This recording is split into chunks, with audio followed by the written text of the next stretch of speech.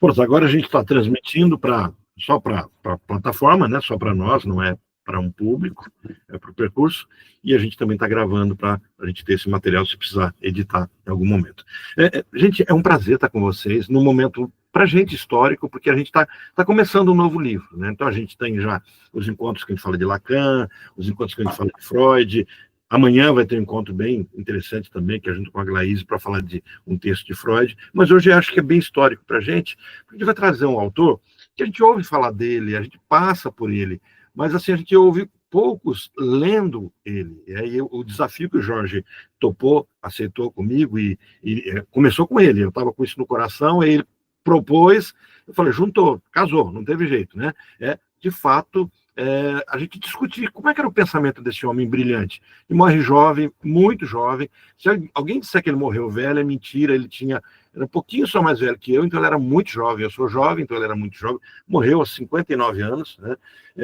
Com uma história bonita de fidelidade à psicanálise, a Freud, com uma história comovente, porque hoje a gente percebe, quer dizer, alguém que padecia de uma depressão crônica por questão vitamínica, né? Quer dizer, faltava vitamina B12 nele, era algo que naquela época era muito complicado, então ele tem uma anemia crônica, e tudo isso afetava. É um homem que traz alguns conceitos simples, que depois são apropriados por Lacan, como aquela frase que a gente diz assim, que Lacan colocou na clínica no Salpetriere ali, não é louco quem quer, o próprio Félix fala isso, né? Não sei se o Jorge depois vai abordar esse ponto, mas é Félix que vai dizer assim, eu tentei me refugiar na loucura, mas não consegui, não é possível, a loucura não está disponível para os neuróticos. Né?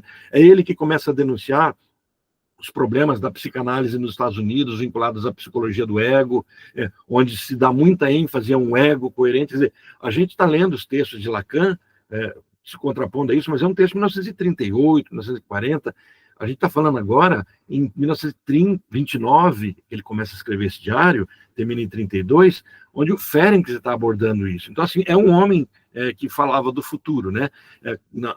Usando até o necrológio, né?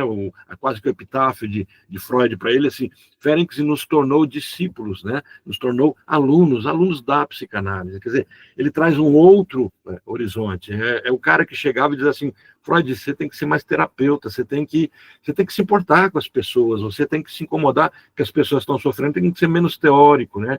E essa passa a ser um pouquinho da luta dele. Então, assim, eu acho que vai ser uma leitura gostosa, não é monótona, pelo que eu vi,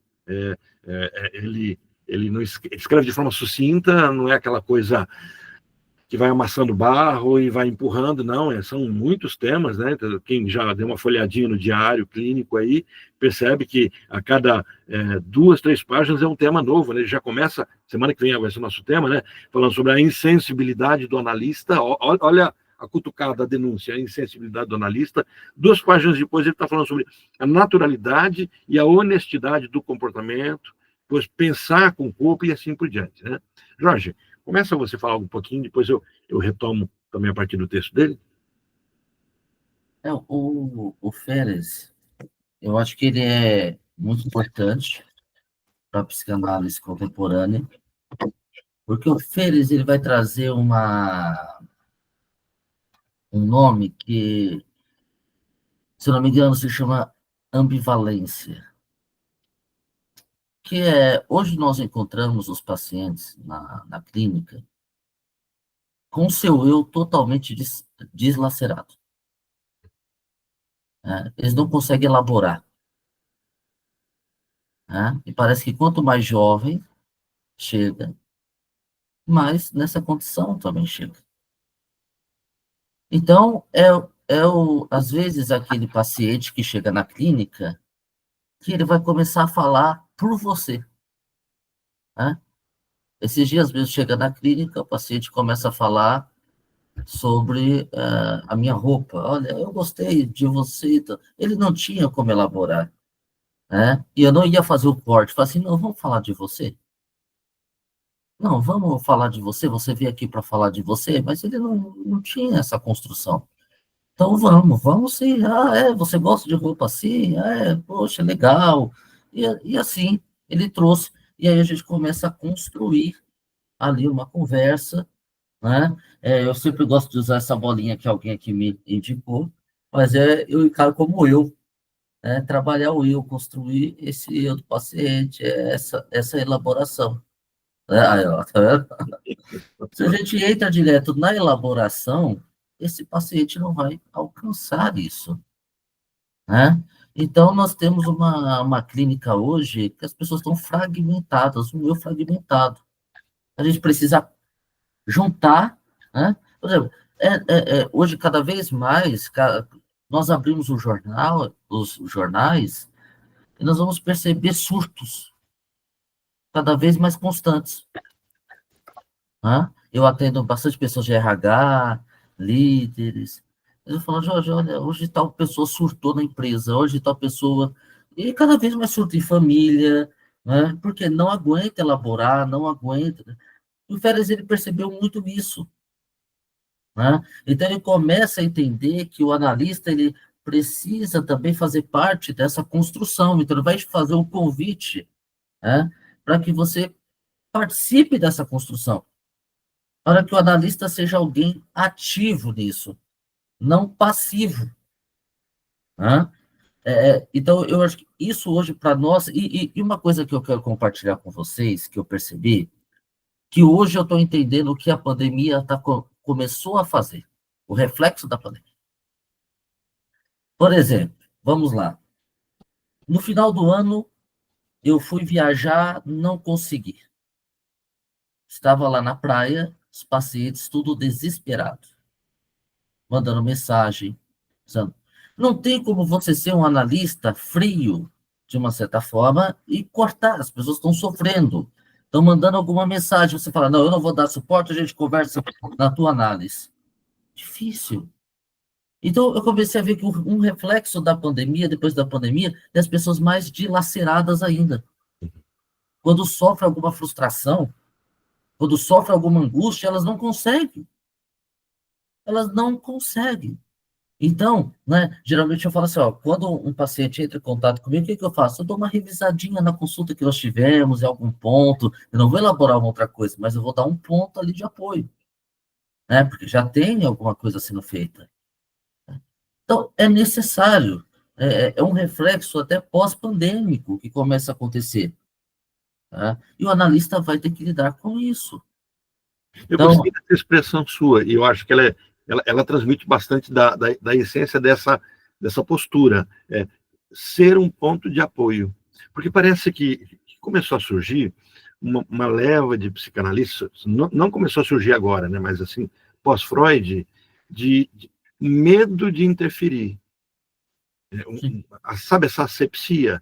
Só que essa frieza, né, essa neutralidade, né, entre aspas, aí ela é pseudo, né? Essa neutralidade, essa cara de alface que o analista tem que fazer, essa postura por trás do divã, onde você não pode invadir, onde você não pode se solidarizar, de alguma forma ter empatia, porque ela pode ser perigosa, ela é uma contra-transferência, isso tornou muitos analistas frios, até passamos até aquele estereótipo de que na análise há um silêncio, e as pessoas não compreendem muitas vezes o que é esse silêncio, achando que o silêncio de fato é um não falar, né? E parece que o Fênix propõe repensar esse ponto, que é o que você está falando, quer dizer, como é que você, desculpe, você está de férias, a pessoa liga para você, fala, não estou bem, e você diz assim, olha, sinto muito, eu te atendo, daqui a um mês eu estou de férias. Não, vou me matar, tá bom, então não mata antes, não, e a vida que segue, eu te vejo dia tal. Ou não atende, né, alguns acabam desligando o telefone, e aí entra toda essa questão, quer dizer, como é que você sabendo que você está lidando com uma pessoa que muitas vezes vem para você na carne viva, exposta, trazendo uma angústia, e é uma angústia, e nós detemos segredos que a pessoa guarda de si mesmo. Acho que as pessoas não pensam nisso. Não é assim um segredo, eu não conto esse segredo para o meu pai, para minha mãe, para o meu marido, para minha mulher, para o meu vizinho. Não, não, eu não conto para mim. E agora você dá conta de contar para uma pessoa. Quer dizer, essa interação ela é quase que conjugal, de uma intimidade tão grande, que precisa ser respeitada. E eu acho que Félix acaba trazendo Freud para pensar sobre isso. Olha, Nós somos responsáveis por esse processo terapêutico. Nós estamos com pessoas, né? Pelo menos a leitura que eu acabo fazendo do comportamento dela e do porquê aqueles homens daquele momento tão sérios, né? O professor Dionísio usava uma expressão sobre esse tipo de psicanálise, usava, ele não morreu ainda não, né? Mas ele usa, eu imagino. Ele fala assim, os psicanalistas de Cartola e Bengala.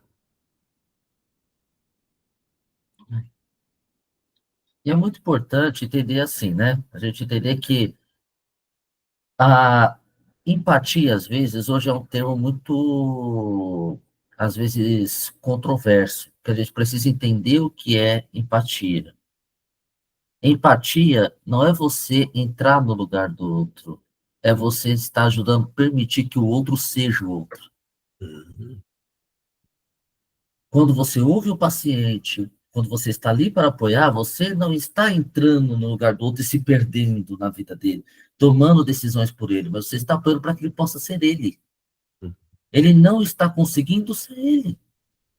Ele está sofrendo porque ele está vendo coisas, ele está sentindo coisas, mas ele não está conseguindo elaborar. Então, a empatia, eu me coloco nesta posição para que o outro possa ser o outro. Eu não vou. Muitas vezes se confunde também isso hoje. Né? Porque às vezes a gente termina confundindo a empatia com um estado emocionado e vai entrando com o paciente e se perde. Não. Né? A gente também precisa ter uma postura nossa, saber que ali está acontecendo uma análise, o paciente está entrando em contato com a gente porque nós somos analistas, né? Mas essa empatia é porque nós estamos, de uma certa forma, colaborando para que aquela pessoa consiga dar conta de si, ser ele mesmo. Por quê? E aí o Férez, trazendo mais um conceito do Férez, que ele fala assim, nós vivemos um mundo hipócrita. A sociedade ela é extremamente hipócrita, e como isso adoece? Você pode ver uma coisa, muitas vezes os pacientes chegam para mim e falam assim, Jorge, eu posso falar uma coisa para você? Você não fica chateado, não? Ele fala, eu já sei que vem bom. Assim, ó, fulano tá falando, perguntou para mim se a análise está fazendo bem mesmo. Porque a partir que eu comecei a fazer análise, eu comecei a tomar tal decisão, eu comecei tal. Eu falei, sabe por quê? Porque você está sendo você. Você está construindo você de novo, você está se posicionando. Então, ser a si próprio é um problema. Percebam bem vocês mesmos, né? Vamos trazer para nossa análise. Ser você mesmo, elaborar você, seus pensamentos, entender o que está acontecendo ali no seu divã, nem que seja virtual, né? Gente, como que isso é complicado? Traz angústia. Traz angústia. Né? Eu brinco que ser eu é difícil. Eu gostaria que alguém me ajudasse, mas ninguém me ajuda. Nesse sentido, eu tenho que dar conta dos meus pensamentos. Estranho, né? O estranho, né? É um estranho dentro de mim. Né? Então, nós vivemos também cada vez mais e mais e mais. Né? E sempre foi assim, tá? Não é, antigamente ou hoje é melhor. Não. Continua hipócrita do mesmo jeito. Eu trouxe aqui uma definição, Jorge, você já entrou uma definição boa, diferente, onde ele escreve sobre isso, né? E até eu coloquei aqui no grupo que diferente de simpatia, sentir por, a empatia envolve uma identificação sensível com o estado emocional do outro. Olha só. Mantendo a distância necessária para análise. Quer dizer, eu permito que você seja você sem te julgar. E dando conta de não sentir por você, mas permitir que você sinta quem você é. Parece que esse é o respeito que ele acaba trazendo, né? E ele acaba escrevendo sobre isso. Eu queria já entrar no ponto do diário, do prefácio, desculpe, do prefácio, porque ele primeiro é um texto que parece que demorou aí a Judite Dupont, né, que fez o prefácio desse diário, até eu queria ver depois com vocês, eu vou ver se eu posso fazer isso, a gente pesquisa como é que está a questão dos direitos autorais dessa obra, porque não tem, para a gente... E aí, conforme for, eu transfiro ela para o ICLEP, para a gente comprar de forma seletiva, só nós temos ele escrito como livro, porque é um livro que não tem para comprar, tá, gente? Não é um livro assim, ele é caro, não tem para comprar. Tem italiano, tem alemão, tem inglês, em português você não tem ele para comprar. Então, eu pensei em deixar ele fazer o reconhecimento dele, colocar para o Wiclap, a Wiclap não faz para esse monitoramento, ele não vai para venda, né? Aí eu compro, a gente compra, cada um compra, e depois eu já tiro da venda da Wiclap para a gente não fazer. Ou a gente descobrir como é que está a questão Até o Edgar, que vai ser bom nisso também, porque é jornalista, para descobrir, conforme for, a gente pode fazer anotações sobre a obra de Fênix, a gente publica isso sem lucro, né? Só para estar ali, e aí pronto, a gente deixa para a comunidade psicanalítica, que é uma possibilidade também. Mas a Judith Dupont, que é uma psicanalista francesa, de origem húngara, ela coleciona os trabalhos de Fênix e tenta trazer essa discussão, e aí ela começa a dizer, olha, por 20 anos discutiu-se se esse diário era autêntico, não era, o que. Aí descobriram, assim, nas cartas de Freud, os dois trocando, né, informações sobre o diário, e ela acaba falando, é legítimo todo esse diário, não é uma coisa pseudo-epígrafo, não é alguma coisa falsificada, não tem esse caminho, de fato é autêntico. E aí ele começa a dizer assim, ela menciona no prefácio, eu mandei um material para vocês, tá, gente? Na correspondência Freud-Ferenczi, na primeira menção, um pouco mais precisa, anunciada no diário, encontra-se uma carta datada de 25 de dezembro de 29, 10 anos antes da morte de Freud, 3 aninhos ali antes da morte do próprio Fênix, né? Em que Fênix, após um período de reserva, quer dizer, expressa esse período que o Fênix começa a se separar, porque ele percebe que o grupo não está acolhendo ele do jeito que ele quer acolher. Existe a situação dos psicanalistas não verem ele com bons olhos, porque existe essa recusa da forma como ele intervém, a forma como ele propõe atendemos, o método de você contar, chegar para o seu... Tenta imaginar esse quadro, gente. Você chega para o seu paciente e fala assim, olha, você é analista, tá? Eu tive um sonho, eu queria que você me interpretasse o meu sonho. Quer dizer, você chega para o seu analista e pede para o seu analisando, e pede para ele interpretar o seu sonho. Por quê? Porque você está construindo rapport, é um retorno. Você me doa algo e agora eu percebo se está havendo consonância. Você dá conta de ajudar o meu ego, o meu eu, se situar naquilo que ele está. Você tem essa possibilidade. Quer dizer, a isso as pessoas torciam o nariz para isso. Entendia que isso não era psicanálise.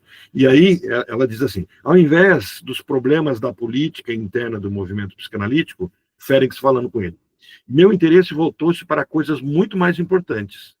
A minha disposição interior tende, na realidade, para a pesquisa e liberto de toda a ambição pessoal, mergulhei com redobrada curiosidade no estudo dos meus casos. Em poucas palavras, posso dizer-lhe mais ou menos o que segue. E ele começa a dizer o que ele descobriu estudando os casos. Olha quanto isso é psicanálise, gente. Isso não é uma proposta de uma tese, de um lançamento de um artigo, vou escrever um livro sobre... Não, ele debruçou nos casos dele. Olha o quanto isso são nossos estudos de caso. E a partir dos estudos de caso, ele começa a perceber as bases traumáticas da histeria. Então, nesse diário que a gente vai ver aqui, ele vai estar discutindo qual é a base do trauma, né? Os efeitos terapêuticos da análise. Isso é tão interessante, porque a grande crise que a gente vê, principalmente quem está começando a atender, é de se achar eficiente. Olha, qual é o método que eu vou usar? Né? Que estratégia eu vou usar? O meu paciente...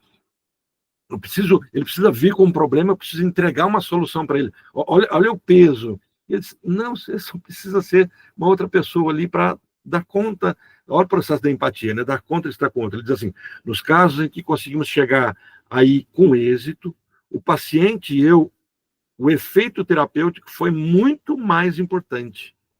Quer dizer, quando ele consegue construir simplesmente um diálogo.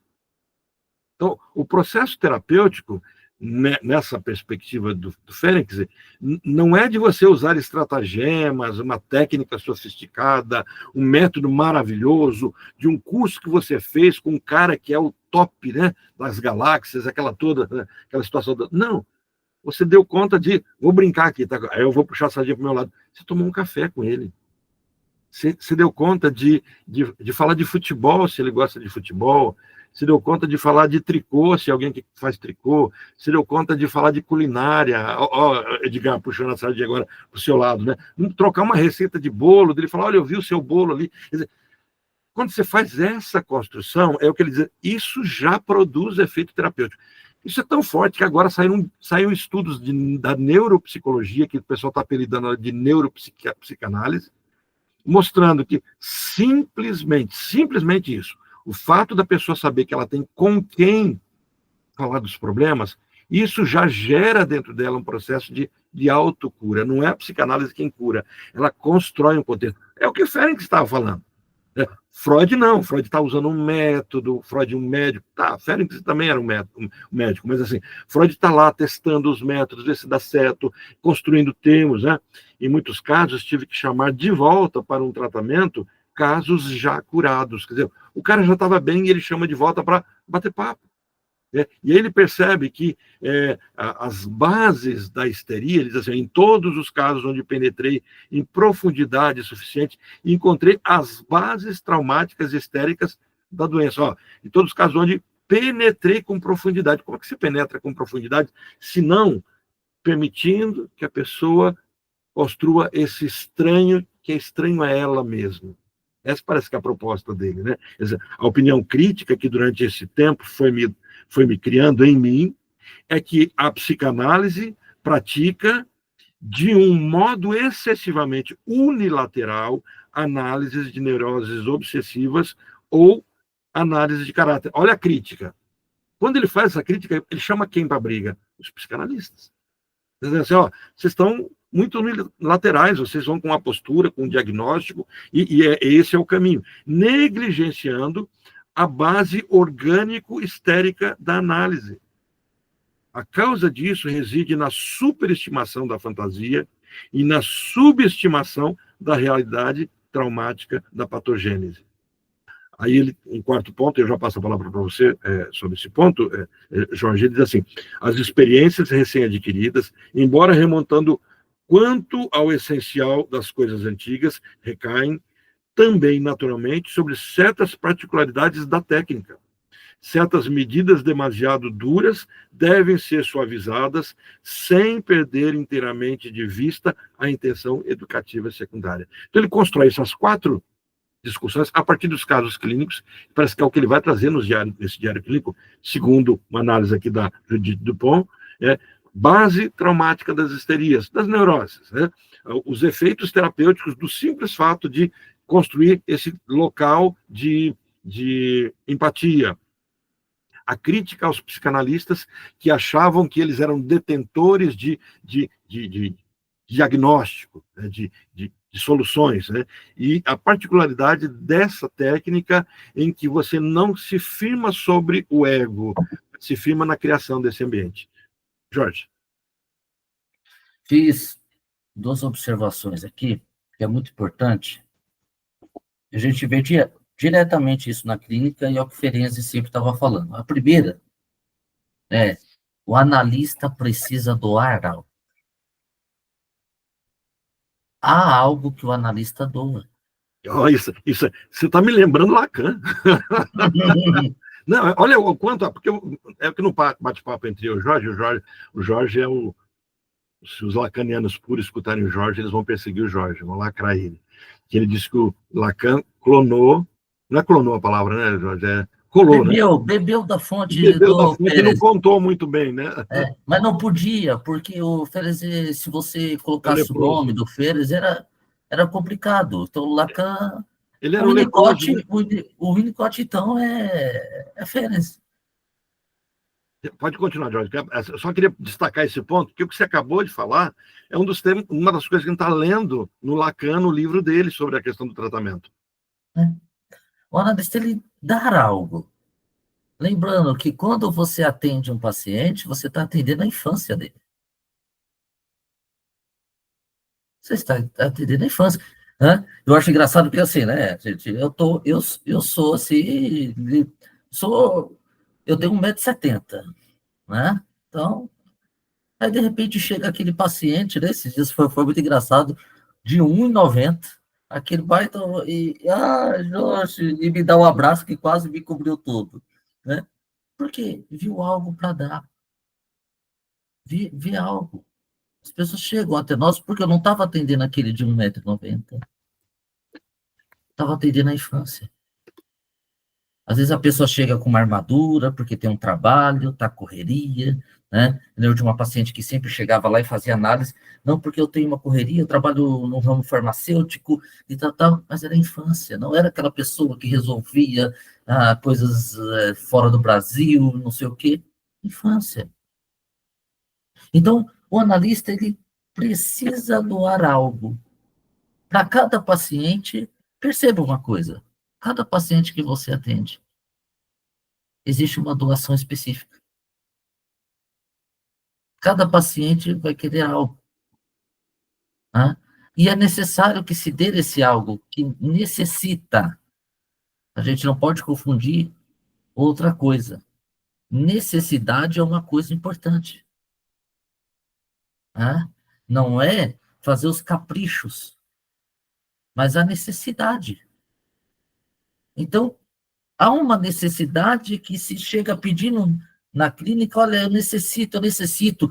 Eu lembro que, pela primeira vez, quando eu passei numa psicóloga, aos 12 anos eu tinha tido uma crise de pânico, por isso que eu venho parar na psicanálise. Minha pressão chegou a 24/12, quase morri. E depois, só com 18 anos, eu conseguia passar, ninguém conseguia me entender. E muitas vezes eu ligava para ela. Eu precisava de um apoio, porque quando me vinha o pânico, parecia que eu ia morrer. Então, olha a importância disso, né? Então, pensar o que nós estamos dando para cada analista nosso. E é uma coisa também construída. Há uma construção, porque conforme o tempo, você vai ver que vai mudando. A necessidade vai mudando. Então, também que a gente não entre no ritmo de achar, então é isso aqui. Não, vai mudando. Conforme nós vamos tecendo, né? É um artesanato. Conforme nós vamos tecendo, a necessidade vai mudando. E o próprio paciente vai percebendo isso. Que ele vai dar conta de algumas coisas e agora ele vai dar conta de outras, né? Outra coisa que é muito importante que a gente entenda, e o Férez percebeu muito bem isso, e o Freud, né, já tinha trazido muito isso, que é viver dói. Viver dói, né? A análise ela não pode cair na psicologia positiva. Viver dói. Uhum. Então, por isso que as pessoas estão chegando com o seu eu destruído, fragmentado, porque dói ter que tomar decisões, né? Depois de um certo tempo, eu converso com meus pacientes, eu falo assim, olha, para se fazer análise, tem que deixar coisas no meio do caminho. Se deixa ideias, se deixa muitas vezes lugares, pessoas. É difícil, é difícil. Então, viver dói. E o analista está ali entendendo isso, que é um sofrimento. Há uma dor, e ele não se torna insensível a isso, né? Porque nós estamos em um mundo que nos devora. Nós estamos em um mundo que parecendo uma máquina que vai devorando, devorando. Não, você não está bom. Não, isso que você está fazendo não está bom. Não, né? Olha, você já tem 1 ano, já deveria falar inglês, espanhol e mais italiano. Não importa, nunca está bom. Muita exigência, né? Muito, né? Então, nós vivemos num mundo que nos devora, é carnívoro. Nós estamos num mundo carnívoro, como eu disse aqui no começo, hipócrita. As pessoas exigem do outros coisas que nem eles mesmos fazem. Eles sabem que não dão conta. Então, dentro da análise, o Férez foi percebendo muito bem isso. E ele fala para o analista, não sejamos hipócritas. Não sejamos aqueles insensíveis dessa forma, que só dizemos que temos uma técnica e temos um comportamento adequado para isso, né? E isso vai dando trabalho, né? O analista, tanto que o Férez, uma das coisas que mais pegou também, um posicionamento dele é sobre a contra-transferência. Uhum. Ele vai falar, calma aí, a contra-transferência não vem do paciente, vem sua. do analista. Eu estava vendo uma palestra do Forbes, e você vê, voltamos à história de que você transita entre Lacan e Fênix, e muitas vezes você não sabe de quem que você está falando. Quer dizer, Forbes estava numa palestra, Adriana, você fez a formação com Forbes, né? O Elcio fez, o pessoal teve. Sim. Eu não sei, quando você até. Eu, Elcio, a Diana. E a Diana, eu não sei, quando vocês estavam até nessa palestra, que eu estava vendo um trechinho, e ele pega uma pessoa e começa a trazer questionamentos. Você atenderia sua cunhada? Era mais ou menos assim. Você atenderia um parente seu? E a pessoa, eu atenderia. Eu atendo. Não, eu não atenderia. E aí tem um momento que ela fala assim, você atenderia a sua irmã? E a pessoa, não, eu não atenderia. Mas por quê? Porque ela tem um problema comigo. Aí ele fala assim, ela ou você? Aí ele traz exatamente esse ponto, Jorge. Porque entra uma contra-transferência assim, sua ou dela? Quer dizer, você está contra-transferindo por sua conta, você não atenderia ela porque ela é sua irmã e isso alteraria a cena, ou porque você não dá conta de suportar aquilo que você pensa sobre ela? De quem é a contra-transferência? Você percebe? É um lacaniano clássico aqui, né, no Brasil. Mas é exatamente esse olhar. Eu queria só pontuar aqui, nesse encaminhamento, Jorge, dentro dessa lógica que você está trazendo, olha como o Fênix se coloca diante do Freud. Ele escreve isso em 1930, segunda Dupont também, né? Na relação entre você e eu, ele falando, tá? Trata-se, pelo menos em mim, de uma sobreposição de diferentes conflitos de emoções e de posições. Primeiro você foi meu mestre, venerado, e o meu modelo inatingível, a respeito de quem eu cultivava os sentimentos. Nunca se mistura, como se sabe, do aluno. Olha a contra-transferência sendo descrita aqui, né? Depois tornou-se um meu analista, primeiro meu mestre, né? Olha os discursos do Lacan, discurso do mestre, do universitário, depois do analista, né? E depois da histérica e assim por diante, né? Depois tornou-se meu analista, mas as circunstâncias desfavoráveis não permitiram levar a minha análise a termo. O que lamentei em particular foi que na análise você não tivesse percebido em mim e levado à abreação os sentimentos e as fantasias negativos parcialmente transferidos. Olha o que é o que você acabou de falar. Ele está dizendo assim, você causou em mim e não reparou em mim a contra-transferência que eu provoquei em você. A abreação. Porque, só para a gente revisar esse conceito, essa teoria, a abreação nada mais é do que um fenômeno que surge num pós-hipnótico. A pessoa, ao ser retirada de um transe hipnótico, ela tem um confronto com aquela nova realidade. Ela é hipnotizada, ela então se aproxima de uma forma muito absoluta de algo que lhe é proposto, e no momento que ele retorna, muitas vezes, se o hipnoterapeuta não tiver um cuidado, ele corre o risco de, se aquela pessoa vem com raiva, ou como o nível de afeto, ele transfere para o primeiro objeto que a pessoa encontra. A abreação é o material que vai se construir o conceito de transferência na psicanálise. Quando a gente fala de transferência, a gente está falando de um conceito ligado à abreação. Ele está dizendo isso, você não se aproveitou, você não percebeu, você não pescou, você não percebeu que a sua contra-transferência só era uma resposta à minha transferência para você. É assim que ele está dizendo. E é sabido que nenhum analisando, nem mesmo eu, com os meus numerosos anos de experiência adquirida com outros, consegue chegar a isso sem ajuda. Olha o que você colocou. Dar conta de construir... Por isso que a sua definição de empatia foi maravilhosa. É claro que eu sei que é de Fênix, né? Mas assim, dar conta não é de sentir o que o outro, mas criar um contexto para que o outro possa, se permita sentir. Quer dizer, eu tenho que ajudar o meu paciente a sentir, inclusive, raiva de mim. Não criar um contexto. Você está com raiva de mim? É a forma como eu falei, como eu interagi. Constrói isso com palavras, né? Permitir esse espaço, né? Consegue chegar a isso sem ajuda. Para tanto, foi necessário uma autoanálise deveras penosa, efetuada posteriormente, e de uma forma inteiramente metódica. Isso também estava ligado, como é natural, ao fato de que pude abandonar a minha posição um tanto adolescente, olha, terrible enfant terrible aí, adolescente, para me aperceber de que não devia defender tão completamente depender completamente do seu favor. Isto é, de que não devia superestimar a minha importância para você. Pequenos acontecimentos de nossas viagens comuns fizeram também com que você suscitasse em mim uma certa inibição, sobretudo a severidade com que puniu o meu comportamento indócil, no caso do livro sobre Streber.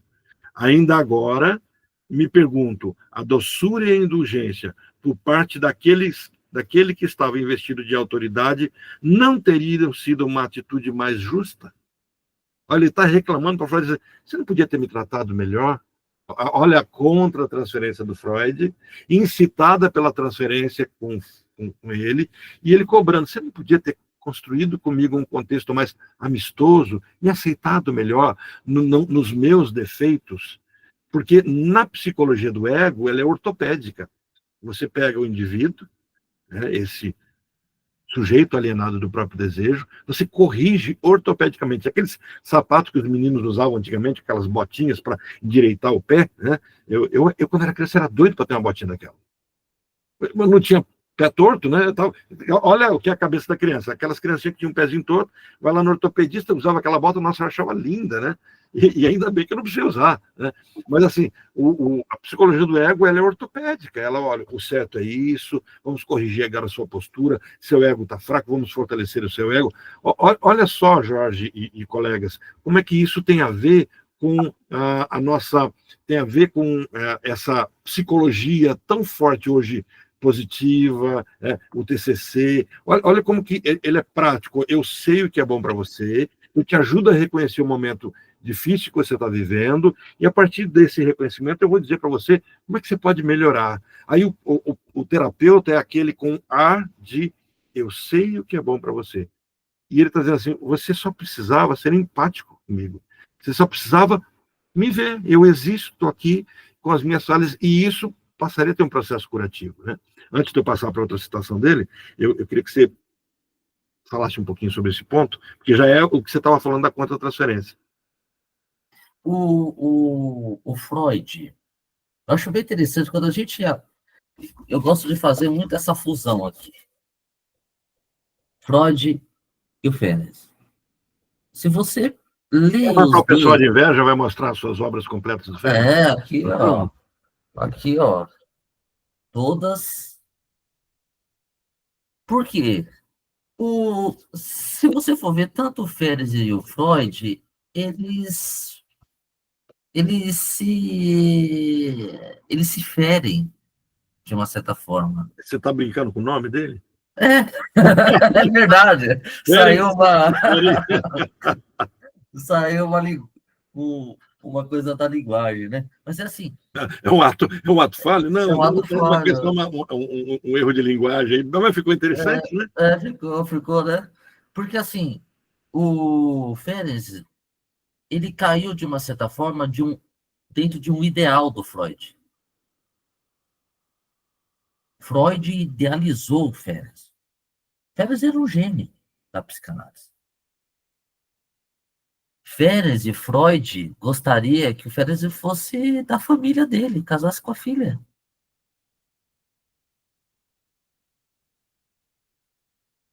Férez foi o único que o Freud chamou de amigo. Era um dos principais. Então, ele idealizou. E quando ele conseguir, quando eu acho que o Freud começa a entender que começa a cair uma fantasia do Freud, que o Férez mostra também os seus sofrimentos, os seus tropeços, né, as suas afobações, porque o Férez ele foi muito afobado. Isso custou muito caro para o Férez. Precisamos dizer isso. O Férez não conseguiu entender o momento que a psicanálise estava vivendo naquela época. Freud lutando aqui, né, como sempre, né, a psicanálise é a peste, né? Não, a psicanálise não é ciência, não, o negócio aqui tem que ir para o comportamento, não, esse negócio de desejo, de sexualidade, esse negócio é um problema, não vamos mexer nisso, isso daí tem que ficar escondidinho.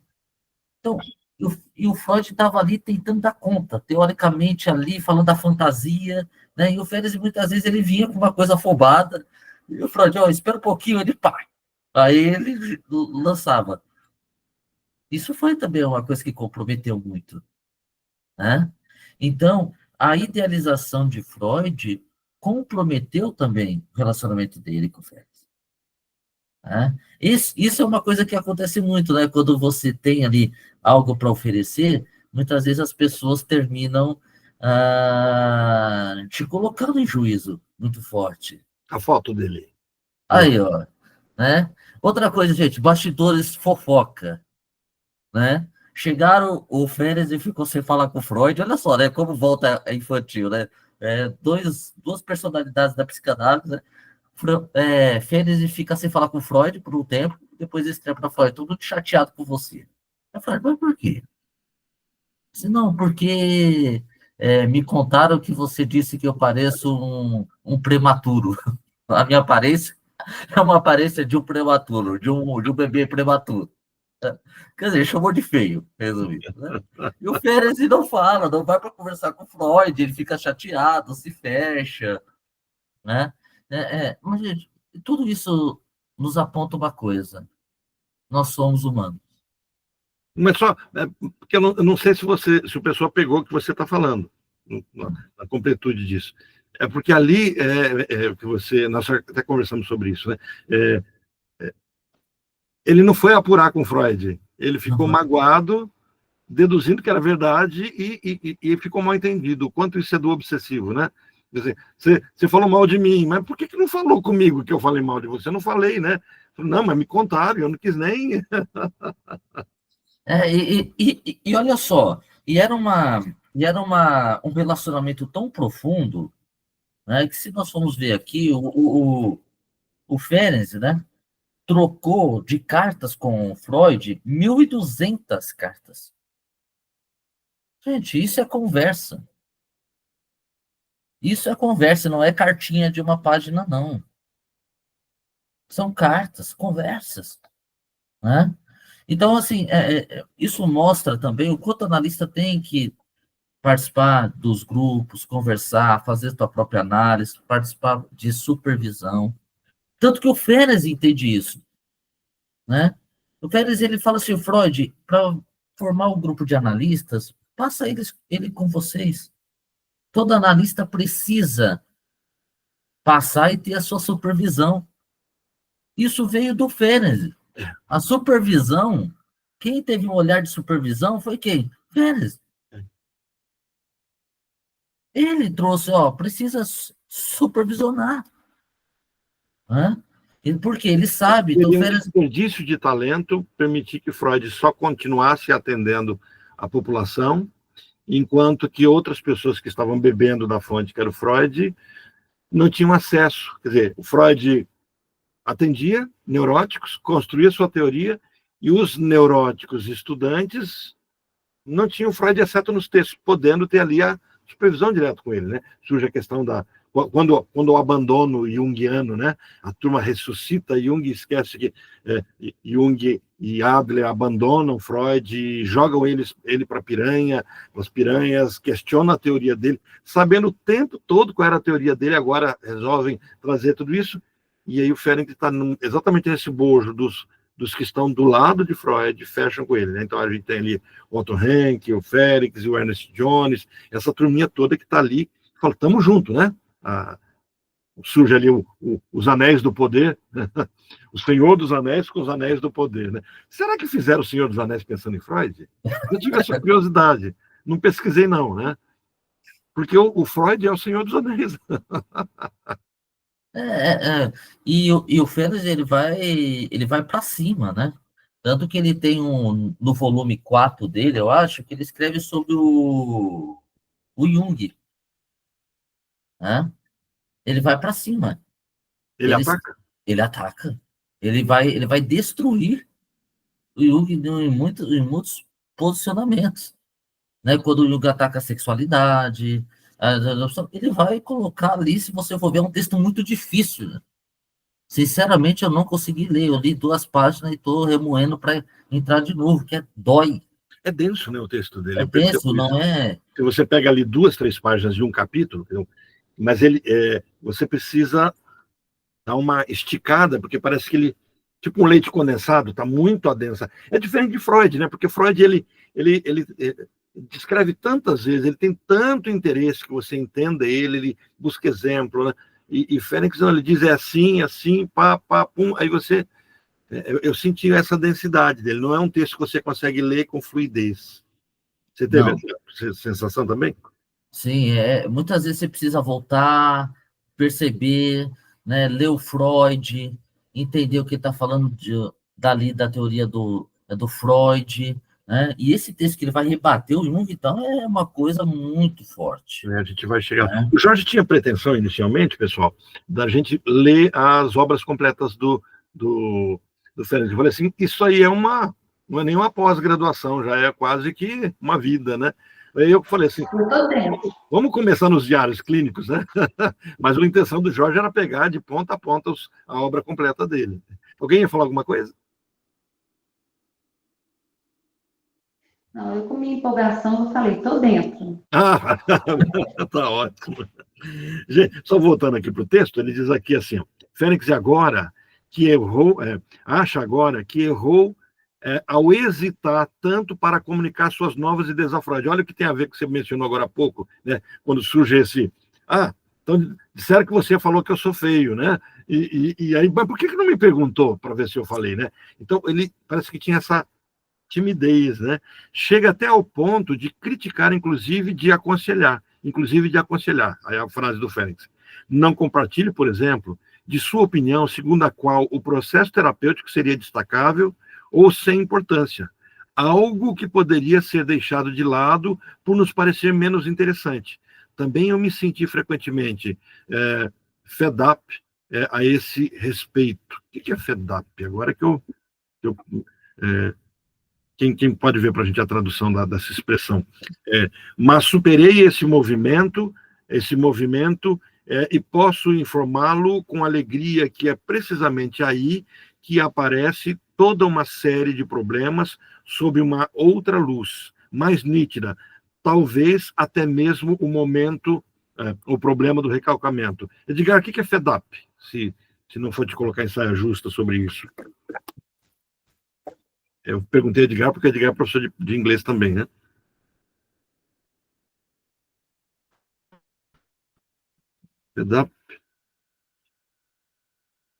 Um jeito de estarmos fartos de uma situação, né? Enfadados, né? Empazinados, mais ou menos isso. Aí ele diz, Fênix espera ter restabelecido dessa forma o confiante diálogo de outrora com Freud. Então ele lamenta, olha, eu não concordo com você, eu não concordo que você age desse jeito, né? E não tem preocupação com a terapêutica da psicanálise. É importante, né? E ele assim, então frequentemente enfadado a esse respeito, mas superei esse momento e posso informá-lo com alegria que é precisamente aí que aparece toda uma série de problemas sob uma outra luz mais nítida, talvez até mesmo o problema do recalcamento. E aí a Judite começa a dizer assim, como é que inicia esse diário? A essa abertura seguiu-se uma correspondência mais calorosa. Os dois homens, esses dois grandes homens, né? Os dois homens sentem suas vidas ameaçadas e pensam na morte. Entretanto, Freud, mais idoso, lembrando, Freud está ali pelos idos, mais ou menos com seus 70, ele morre em 39, nós estamos falando aqui de 1930, 9 anos antes, né, da sua morte. Freud, mais idoso, sofrendo muito mais com câncer, tem certa dificuldade em entender os queixumes do seu amigo mais moço, cuja doença ainda não se manifestara e que ainda atrás de si um longo passado de hipocondríaco. Depois, eu acho que hoje não vai ser o tempo para isso, né, Jorge? Mas para frente o Jorge vai trazer para a gente essa discussão das premonições ferencianas, né? Ele tem algumas premonições, ele traz algumas orientações para Freud, que alguns até falam assim, será que ele estava prevendo a Segunda Guerra Mundial? Ou se só estava antevendo com os olhares, interpretando freudianamente a situação? Freud diria assim, não, as previsões dele são previsões que inconscientemente ele foi fazendo uma leitura do ambiente político que estava acontecendo. Porque ele chega para Freud e fala assim, muda de Viena, vai para a Inglaterra, não fica aqui, leva a sua família para longe daqui. E Freud não ouve ele. E depois, quando é necessário, aí parece que o conselho de Fênix tem sentido para ele. E aí, quando Freud topa ir para a Inglaterra, né? Em 20 de julho de 1930, Fênix escreve: um pouco mais cedo do que você, meu caro professor, mas também eu me preocupo muito com o problema da morte, com relação também, naturalmente, ao meu próprio destino e às suas chances de futuro. Uma parte do meu amor pelo meu ego corporal parece ter sido sublimado em interesse científico, e esse fator subjetivo sensibilizou-me, creio, para os problemas psíquicos e outros que se desenrolam nos neuróticos, nos momentos de perigo de morte, real ou suposto. É o caminho pelo qual cheguei a reavivar a teoria do traumatismo, aparentemente obsoleta, ou pelo menos provisoriamente descartada. Então, quando a gente fala dessa teoria do traumatismo, a gente está revivendo a discussão do Otto Rank, que é um outro problema de 1920. Quer dizer, quando o Otto Rank propõe lá nos Estados Unidos que o trauma do nascimento é o grande trauma da humanidade. Aqui ele está dizendo assim, quase que busquei isso, porque agora eu estou diante da cena da morte, né? Jorge, quer trazer algo para a gente sobre esse ponto?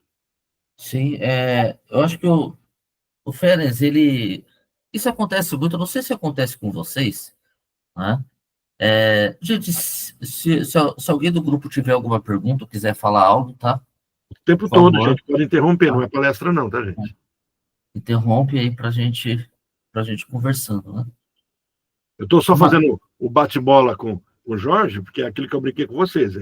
Não é dobradinha, não. É só para a gente não deixar a bola cair. Mas em qualquer momento, vocês têm o material, vocês têm o texto, interfiram e falem, por favor. eu não sei se vocês têm essa experiência, porque assim,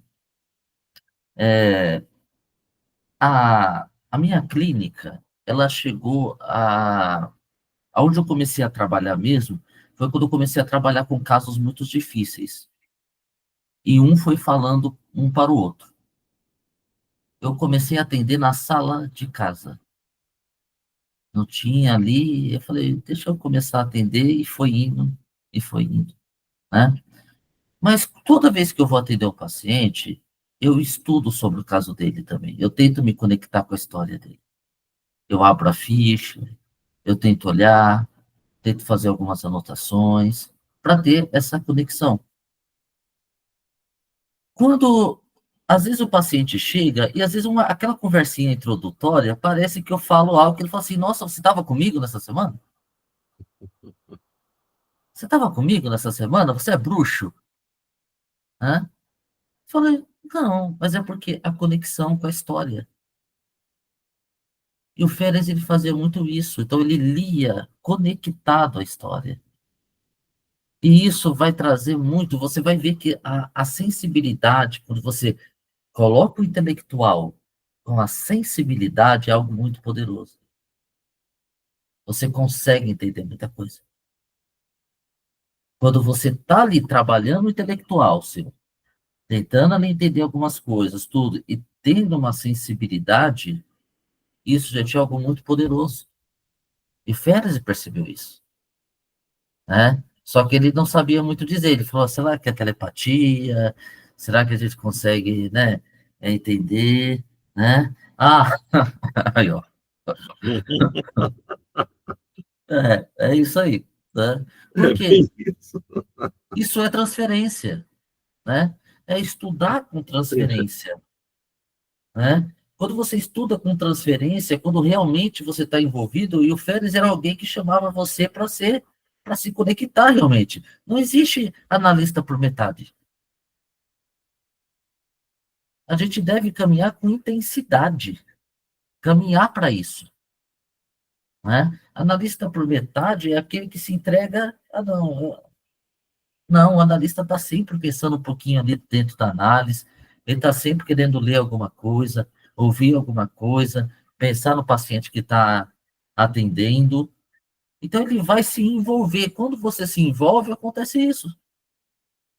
É essa experiência que dá intelecto com transferência, com emoção, né?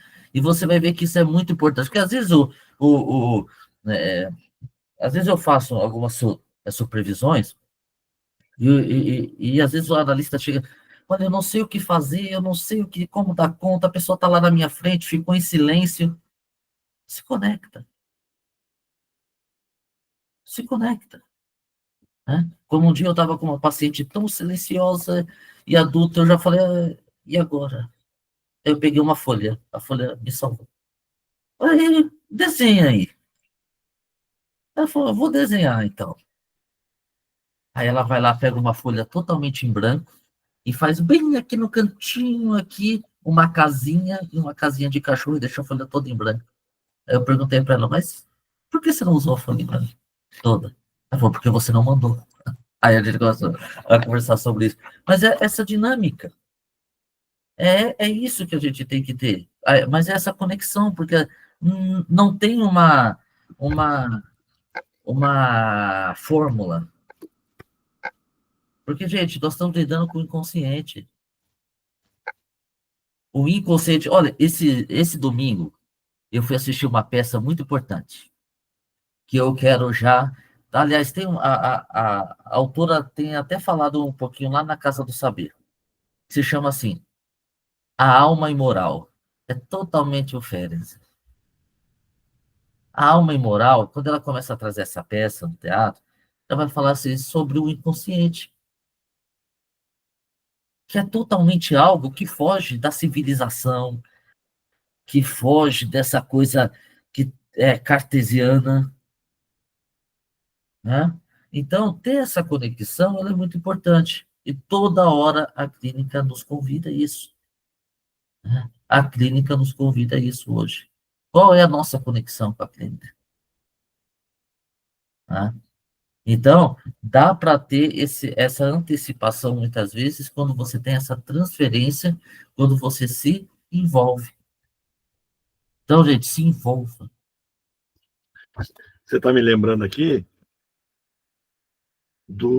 da técnica do beijo do Ferenc. Hoje, no nosso contexto Sim. brasileiro, né, eu uso essa técnica. Eu seria expurgado, né? Porque nesse diário, quando o Freud coloca para ele assim, daqui a pouco eu conto para vocês que é a técnica do beijo, né? E quando o Ferenc questionado pelo próprio Freud, o Ferenc fala para ele assim, lê o diário. O diário explica por si só. Porque era chamado, gente, técnica do beijo, não é porque havia um beijo, era uma prática de toque. Por exemplo, se uma pessoa não se sentia acolhido, se sentia rejeitado, ele pegava na mão do paciente. Era isso. Eu vou dar um beijo no paciente. Não, a técnica do beijo, ele tocava no ombro do paciente, ele abraçava, acolhia de alguma forma. Né? Então, esse contato moderado, toque no ombro, né? Isso era chamado de beijo maternal simbólico. Então, qual era o objetivo do Ferenc para isso? Fazer uma reconstrução do vínculo de confiança que o trauma tinha sido destruído. Só que isso naquela sociedade, primeiro, vienense, segundo, europeia, terceiro, psicanalítica, quarto, americanizada, com a psicologia do ego, quer dizer, sabe, com todos esses anéis, todos, a técnica do beijo era anátema, blasfêmia, era uma coisa assim, era um hamartia para o judeu, como é que chama um ramã, como é que o árabe coloca, tem uma palavra para isso, uma coisa feia, não se podia fazer. E o que não se podia fazer? Tocar o paciente. Olha o ponto daquela análise em que o Ferenc se pega e olha a coragem dele. Uma pessoa que dizia assim, que não se sentia acolhido, se sentia abusado, ele trazia o sentimento, ele pegava a mão dessa pessoa, apertava, para dizer assim, estou aqui, você não está sozinho, não. Então, isso, para a visão daqueles analistas, era uma coisa impensável. É disso que ele era acusado. Por isso que quando o Jorge colocou assim que era feio dizer que lia Ferenc, porque ele era o leproso, ele era o cara que teve coragem de propor isso. Então, quando você olha hoje essa psicologia rogeriana, né, onde você faz eco para o paciente, onde você reconhece, você acaba não percebendo que o Ferenc antecede isso, essa empatia, eu estou aqui e posso te ouvir, eu estou aqui e não vou abusar de você. A cena será de se expor, mas sem que o abuso aconteça. Claro que isso tem que ser construído em confiança, porque existem aqueles analistas que, na verdade, estão abusando. Quer dizer, a gente não está trazendo aquilo que era proposto até por alguns de uma forma até invasiva, porque havia proposta, até propostas mais complicadas, que não era de Fênix. A Reich traz umas propostas mais estranhas. E tem aquele... Eu esqueci o nome daquele psicanalista que até ele é internado como louco, e ele de fato tinha casos com... Ele propunha que os pacientes... O analista deveria ter um caso com seus pacientes, sexual, um envolvimento, com um processo de cura dos próprios traumas. Quer dizer, chegou-se àquele tipo de discussão, mas não era Fênix que propunha isso. Né? Até o Fênix, ele vai escrever sobre a criança quando ela é mal acolhida. Ela é interpretada, ela vem com a sua... Né, ela vem com uma sexualidade, mas no sentido, né, de construção de vida, de pulsão de vida, e o adulto interpreta de outra forma, né? Que é o que muitos analistas talvez ali estejam caminhando, estivesse caminhando naquele momento. Uhum. Né? Então a pessoa às vezes vai, né? Às vezes até te dá um beijo, te dar a mão, né? Escreve algo bonito para você, né? Mas é uma ternura, Uhum. é o caminho da ternura. Né? Não é um caminho, de uma certa forma, lá da fase genital, dizendo assim. Né?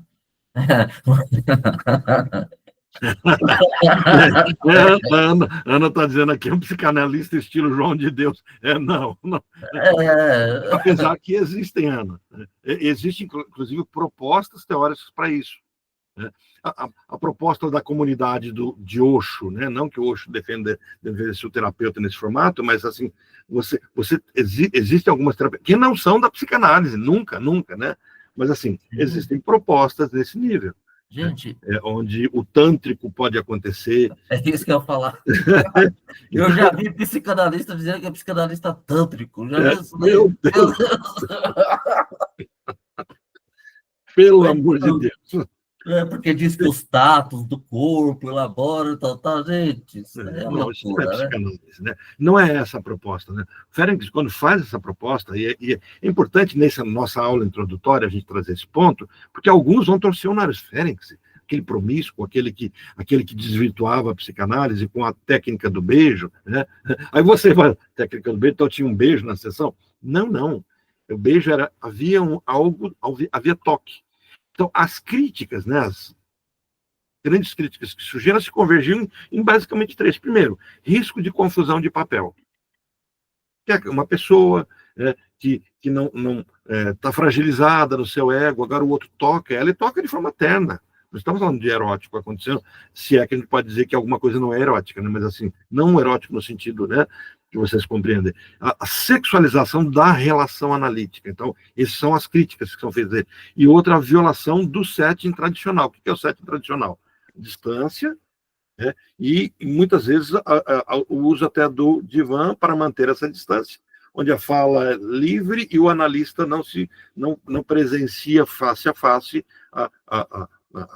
aquilo que está sendo dito ali. Mas isso é uma construção. Olha, a clínica é soberana. Quando Lacan vai propor isso, e aí a gente vê, quer dizer, é através dessa metapsicologia. Mas como é que Ferenc vai se defender isso? Primeiro ele vai dizer assim, as técnicas têm que ser adaptáveis. Isso me lembrou uma vez, eu participando de uma aula de missões transculturais, né? E me lembro da história de um missionário que foi para uma tribo, e nessa tribo ele está lá evangelizando, aquele trabalho missionário, e ele convida todos a orarem. Quando ele termina a oração, as pessoas chegam para ele assim, você brigou com Deus? Eu disse, como assim? Você está bravo com ele? E ele não conseguia entender, mas como assim? Não briguei. Tá, acho que você brigou com Deus. E ele estava pregando para aquele pessoal, e ele queria entender. Ele falou, mas por que vocês dizem que eu estou bravo com Deus? Aí ele foi descobrir. Quando alguém ia brigar com outra pessoa naquela tribo, eles fechavam os olhos.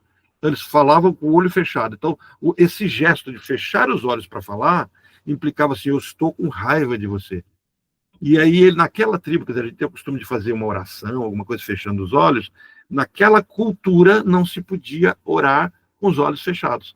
Assim, quando eu li aqui que a proposta do Fênix é essa, necessidade de adaptar a técnica ao caso, me veio logo essa palestra transcultural de eu preciso entender o que isso significa para aquela pessoa. É claro que... E aí entra até aquela discussão, né? A Célia que está aí na Alemanha. Atender um alemão, bom, ela tem que estar aculturada, compreender o que significa, né? Para um alemão ser tocado, não ser tocado, né? Por exemplo, para um brasileiro não abraçar, né? A gente sofre com os beijinhos, né?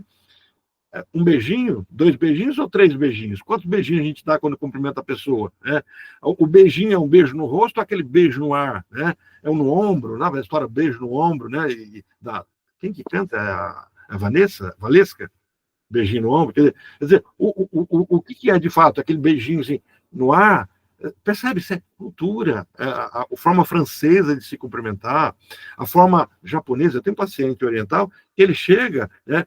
Acabou o Covid, mas ele chega e ainda faz assim comigo, soquinho só, né? Eu quase que faço assim com ele, né? Aí eu brinco com ele, dou um soquinho e já, quando eu termino de dar o soquinho, eu pego o álcool e spray e já passo na mão dele, na minha mão. Porque eu sei o quanto isso significa para ele. Tem toque e tem uma cultura oriental. Percebe? Eu preciso me adaptar. Aí a outra questão sobre essa questão do beijo, né? É uma resposta a pacientes gravemente feridos. Então ele está trabalhando com casos onde essas pessoas não aceitavam ser tocadas. E ele toca na mão dessas pessoas, ele dá um abraço, se permite fazer isso. E foco na cura, e não nas regras rígidas. Você vai me perguntar, Orlando, você está falando de quem? É do Félix ou do Lacan? Pegamos de novo, né, Jorge? Quer dizer, percebe o quanto Lacan não pode evocar Fênix, mas ele, Ctrl-C, Ctrl-V, né? Deixa os lacanianos puros escutar um negócio desse aí, vai ter lacração. Ainda bem que o grupo é mais fechado, só para o pessoal do percurso mesmo. Eu estava na Escola da Graça, no dia que eu fui falar sobre os contos de fada, e tinha um professor que estava lá, foi com ele? Não, estava na escola, mas não foi no dia que eu fui falar sobre os contos de fada, eu estava escutando sobre Fênix. E tem um que acho que é um conhecido seu, foi um professor seu, que é uma autoridade no Brasil sobre Fênix. Até comentei com você na época. Ele é uma das autoridades de Fênix no Brasil. E ele fala dessa... Ele coloca a questão do conselho, porque parece que havia essa proposta, da ideia de um conselho, né, que ia falar assim, bom, tendo um conselho, que o pessoal vai jogar Fênix fora de novo, né, porque ele não aceita participar da IPA, né, que é outro ponto que ele traz aqui. Ele está tão abatido ali que ele vai... Freud queria que ele fosse presidente da Associação Psicanalítica Internacional, e ele recusa porque está ferido, ele está deprimido, ele não está bem, né, e aí entra toda essa discussão. E aí eu me lembro que esse professor fala assim, será que um dia... Esse professor que eu me esqueci o nome dele, será que um dia as pessoas vão trazer, vão honrar o nome de Fênix e com tudo aquilo que a psicanálise deve, de fato, a ele? Quer dizer, essa falta de pudor da gente tocar no nome do Fênix e trazer a teoria dele, será que isso vai fazer justiça à memória, aos escritos dele? Bom, esse é um dos objetivos da gente ter esse grupo de estudo. Eu acho que tem que fazer justiça a alguém que não fez mudanças na teoria, mas alguém que fez mudança na clínica, na forma de me comportar com o meu paciente, na não necessidade, olha, eu preciso ter empatia, eu preciso criar um ambiente de acolhimento. O que eu tenho que fazer para isso? Não sei, eu tenho que plantar bananeira? Não estou exagerando, é óbvio, né? Mas eu vou tomar café. A minha filha, ela tem de crianças, né? E aí, por exemplo, a gente nas conversas com ela, sempre eu tento trazer para ela fazer as leituras do Cooperman. A Ana Rosa está falando, o Cooperman. É isso, Jorge? O Cooperman. Cooperman. Então, é isso mesmo, Ana. Aí ela acabou herdando um pouco essa discussão de construir um ambiente tranquilo, né? O que a doutora acabava fazendo com as crianças. Né? Mesmo estilo Ana Freud e Melanie Klein, né? A Ana Freud menos, Melanie mais, mas a doutora ela constrói um ambiente de bate-papo, né? Onde torna a criança empática, envolvida ali. E aí, como eu uso café, com os meus pacientes adolescentes, eu não sirvo café. Então, quando eu vou atender um adolescente, a primeira coisa que eu faço, eu levo coloco no meu frigobar, é uma garrafinha de Coca-Cola, um suco, alguma coisa, um energético, falo assim, vamos brinco, tomar um café, ele dá risada e fala assim, sua geração não toma café, né? Mas uma Coca-Cola você toma, né? Ah, uma Coca, se você tivesse... Pois é, você não contava com a minha astúcia. Eu tenho. Pronto, você quebrou aquele gelo, porque aquela pessoa, aquele menino, chega ali todo enrijecido. Meu Deus, eu vou diante do terapeuta, o que eu vou ter que falar? Meu pai que está me obrigando a vir aqui. Aí você começa a bater um papo com ele, você constrói um diálogo, começa a falar de um livro que ele está lendo. Quebrou, olha a empatia que você mencionou no início desse nosso encontro, né? A empatia não é eu sentir o que o outro está sentindo, mas eu criar condições para que o outro possa se sentir à vontade de dizer aquilo que está dentro dele, ele esconde dele mesmo. Por isso que não é incomum um paciente chegar em algum momento da sessão e dizer assim, eu jurei para mim que eu não ia falar desse assunto, que eu ia fazer toda a terapia e isso seria um segredo, mas vou contar. Eu já presenciei isso várias vezes. Vou contar. E conta. E aí, na sessão seguinte, eu falei, como é que foi compartilhar um segredo que pesava tanto sobre você? Muitas vezes é o segredo. Eu tenho paciente que guarda o segredo há 40 anos. Paciente de 45 anos, um abuso que aconteceu quando tinha 5 anos, que não sai da mente dele, e aí demora 40 anos, é a primeira... Eu falei, quantas pessoas sabem disso? Você e eu, mais ninguém. Como é que você não vai ser empático? Como é que você não vai construir um ambiente para aquela pessoa ficar à vontade? Olha o nível de confiança que aquela pessoa depositou em você. Então, na clínica eu acabo sendo ferenciano. Não tem jeito. Jorge, a gente está se aproximando, temos 11 minutos, e antes de eu fazer aquele fechamentozinho, só para dar um cronogramazinho, eu não queria, nas próximas encontros, a gente já vai entrar de sola no primeiro capítulo. Você teria algo para destacar desse ponto da introdução da Judite? Não, eu só achei interessante quando a Judite vai dizer assim, ó, o diário foi escrito em 1932. E só agora em 1600... 1900? 1969 será publicado. Essa demora de quase 40 anos existe a explicação. Gente, nós estamos lidando... Se você viu a resistência aqui, vamos pensar, nós que analistas pensamos em resistência. Por que a resistência? Olha a resistência da obra que nós temos na nossa mão. 40 anos para, né? E as pessoas sabendo quem era ele. Sabendo, os analistas encaminhavam os casos impossíveis e caminha para o Ferenczi. Vários analistas da época encaminhavam seus pacientes para Ferenczi. E como fica 40 anos uma obra escondida ali, porque era muito complicado. Então, olha a resistência que a própria psicanálise teve com o Ferenczi. Uhum. Olha só, porque a resistência está em tudo, gente. A própria psicanálise tem resistência contra ela mesma, de uma certa forma. Né? Isso vem de Freud.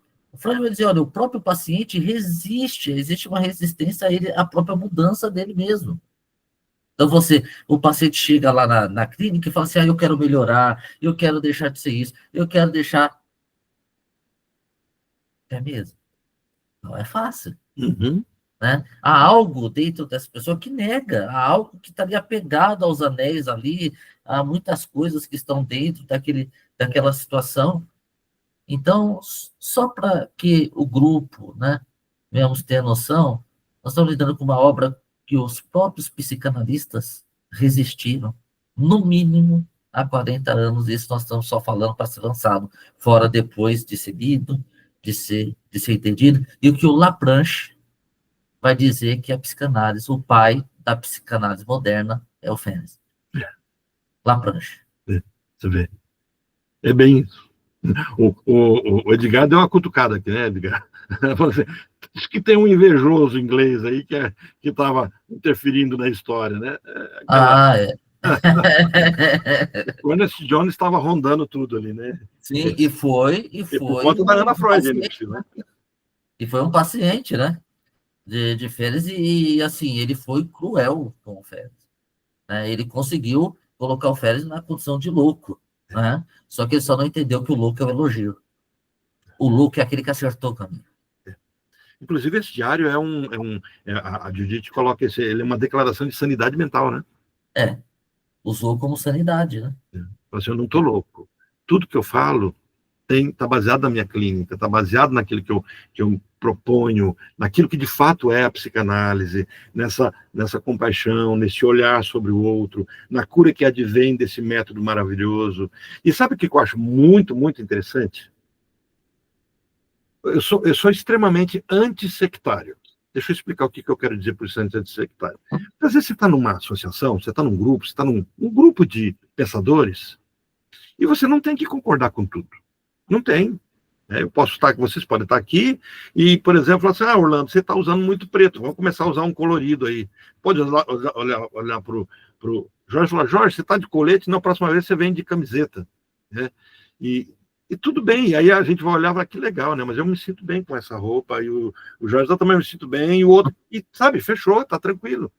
É diferente de assim, não, eu não vou ficar nesse grupo porque o cenário de fundo tinha que ser azul e tá de livros, não é? E vou sair do grupo. Então, assim, eu vejo em Fênix alguém que discordou da psicanálise, discordou da clínica de Freud, porque ele fez isso, ele discordou da clínica de Freud. Ele ousou falar contra, corrigiu Freud, morreu até não vai dar tempo de ler aqui, mas Freud foi duro com ele, né, no finalzinho, né? Chegou a dizer assim, olha, você não tem conserto mais, ele estava para morrer, você não tem conserto. E tudo aquilo, aquela coisa, só que ele em momento algum deixou de ser psicanalista. Em momento algum ele falou assim, olha, eu vou romper com você, vou montar, inclusive algo que você apontou agora há pouco, né? Ele seria o legítimo, segundo Freud, que daria conta de trazer uma nova escola. Freud não autorizou ninguém a ter escola, só o Férez. E você percebe isso? Não, é o meu grupo. Então, assim, essa força de caráter dele, eu acho incrível. Então, quando eu falo assim, eu sou antissectarista, é nesse sentido que, assim, a gente tem que aprender a viver na divergência. Né? Olhar para o outro e falar assim, o outro tem todo o direito de me achar feio. E aí, e qual o problema? Ah, se é bonito, se é feio. Tá, e aí? Mudou o que no dia a dia nosso isso? Nada. Como é que é a frase sua sobre a dor, que você falou agora há pouco? Viver dói. Viver dói. Viver dói. E o que a gente pode fazer? E olha quanto isso é na teoria, né, de Freud, quando ele vai escrever sobre o mal-estar na civilização. A vida é feita disso, de dores. E de dor em dor você dá conta de viver. Mas a grande questão é, se a vida é feita de dor, por que você se assusta com as dores que você tem? Por que ela te invalida, te impossibilita? Você está querendo uma outra vida? Parece que Fênix dá sentido clínico a isso. Então, gente, eu convido vocês a dar uma lida. Semana que vem a gente vai tratar diretamente dessa questão do diário, só para deixar vocês assim animados sobre isso. Primeiro um detalhe, né? O Michael Balint, né, que é que vai trabalhar essa questão do diário, a introdução dele e tudo, é o mesmo Michael Balint do texto que a gente vai ler amanhã com a Graíse, que também tem um texto novo do Freud, é uma questão. Curiosamente, a gente está trabalhando com 2 textos onde o Balint está ali envolvido, né? Que é uma psicobiografia. Cuidado que não é psicografia não, tá, gente? A pessoa lê rápido, porque tem uma psicografia do Freud. Freud, depois de morto, foi lá no Chico Xavier e transmite. Não. É psicobiografia. Ele faz uma análise, e esse é o tema de amanhã, né?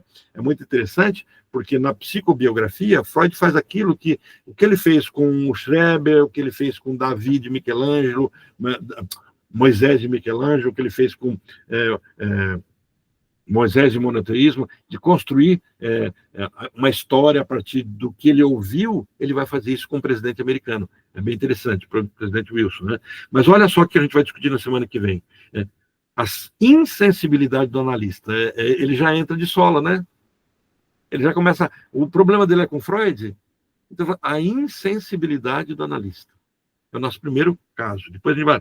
A naturalidade e a honestidade do comportamento.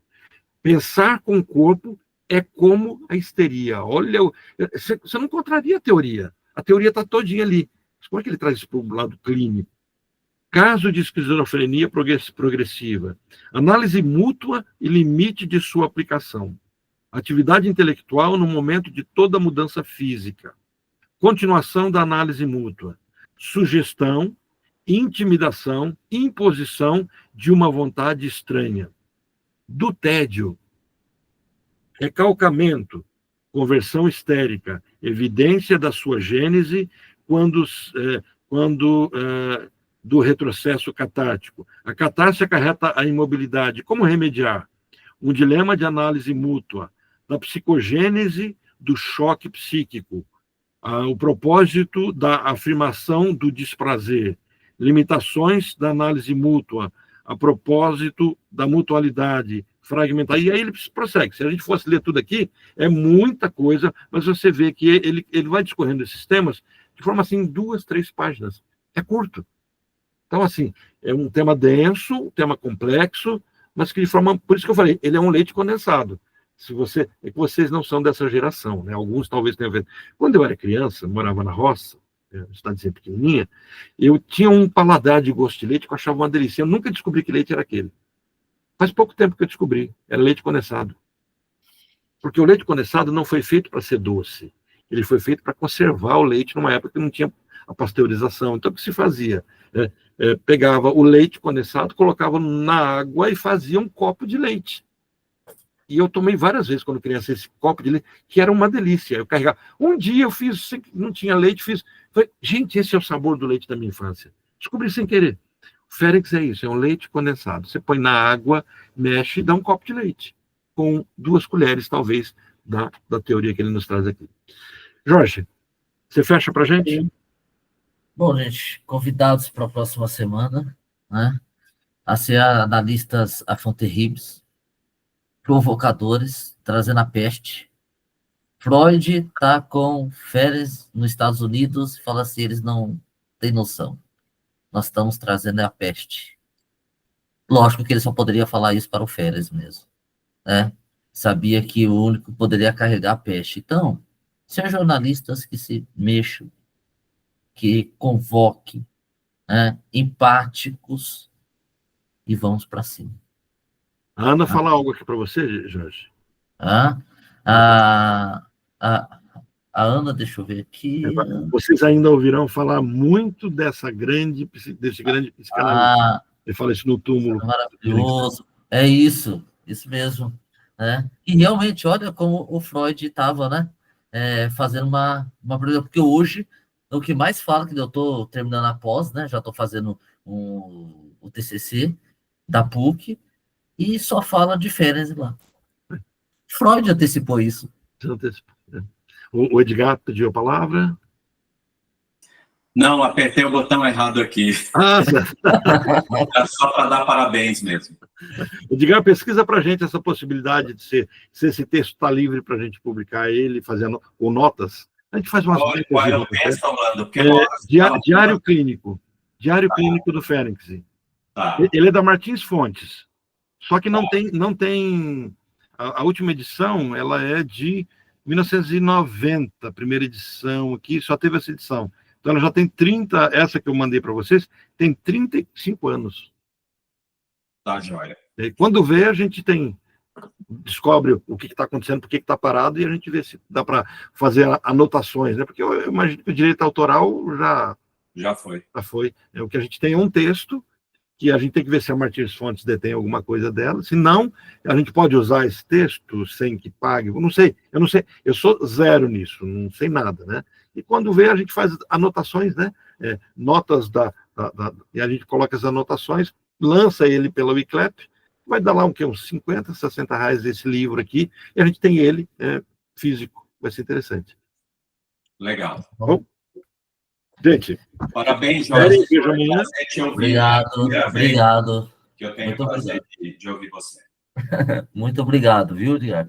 Obrigado, Sônia. O Jorge é famoso pelo cachimbo, Edgar.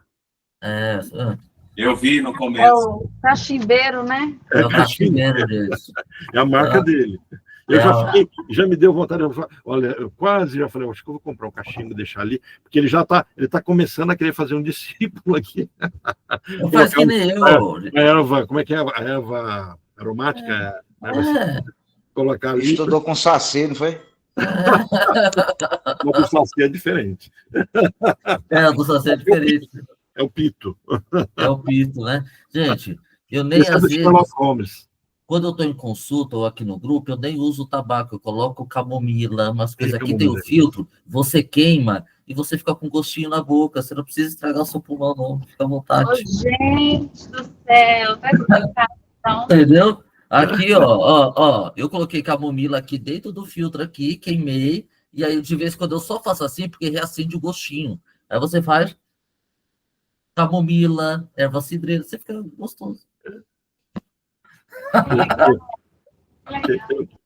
Eu tenho uma paciente que ela usa muito como é que chama aquele...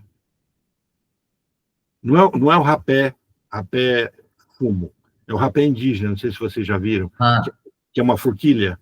Aí você pega a forquilha, põe no nariz, e você pega um chá, uma essência, alguma coisa, e sopra, aí na forquilha vai para o nariz. Então você faz aquele jato, né, para fazer aquela limpeza com Os índios fazem isso, né? Eu não tenho coragem de fazer, não, nunca fiz. Né? Narizinho é pequeno, então não dá para fazer isso, não.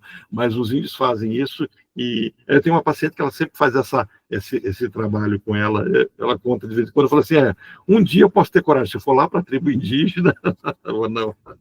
Gente, muito obrigado por participar conosco de forma bem divertida. E amanhã, se a Glaís puder, não sei se ela vai poder, ela viaja muito, mas se ela puder, ela vai estar com a gente para a gente fazer a leitura do mesmo texto também, do diário, né? Mas é o manuscrito do Freud de 1932, onde ele faz uma avaliação clínica do ex-presidente americano narcisista, puritano, preconceituoso, etc. E ele começa a traçar um perfil disso, e a gente vai ver a teoria que advém disso. Já mandei o material para o grupo também. Os que não puderem, depois vai estar tudo na plataforma. Daqui a pouquinho essa aula está na plataforma, vocês podem acessar.